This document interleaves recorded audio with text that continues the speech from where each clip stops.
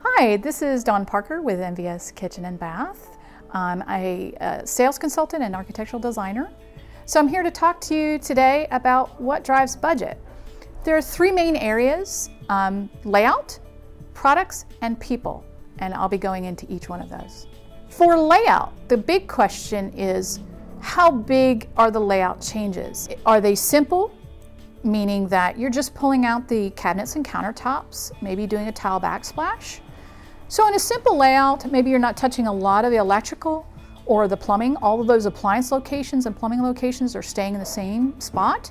That's a simple layout change. You're not doing any wall removals. Sometimes people can install the cabinets themselves, but sometimes you still might need someone like NVS to use their carpentry staff. Do you know the tips and tricks? Are the cabinets, do you know how to level the cabinets for the countertop installation? Do you know the tips and tricks about making sure that there's proper door clearances and drawer clearances? So things like that, can drive the budget. Other things in the layout that can drive that is, do you need new electrical? Perhaps you have an older home where they just have that central light fixture. We know those. The big fluorescent fixture in the middle of the kitchen, and the rest of the kitchen is really dark. If you need new electrical, or your electrical needs to be upgraded to code, you'll need an electrician. So that's a layer of complexity there. If you're changing out other things, plumbing paths, you might need to get a plumber involved. So that's a simple layout. More complex layouts, which drive budget, can range from anything to major space planning overhauls. Perhaps you have an older home. Many of us live in older homes that are 1960s and 70s that have boxy little rooms. Maybe we want to open that up. So those are some structural wall changes.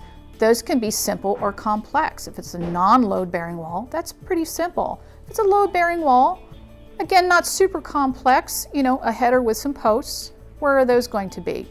Some complex structural changes would be opening up a 20-foot opening in the rear of your home to put an addition. That's very complex, and you want to get an architect and some really good contractors involved in that to make sure that that's structurally sound. Other complex issues in terms of layout are plumbing paths, say for a master bathroom. If you want to really rearrange plumbing locations, that sometimes can be tricky. A toilet flange is usually the hardest one to move because that's a pretty large pipe. So can you move it along a joist bay and get back to the path downwards? Or are you hopping joist bays? And what does that do to the space below? If your master bathroom's above a dining room, you have to look at that.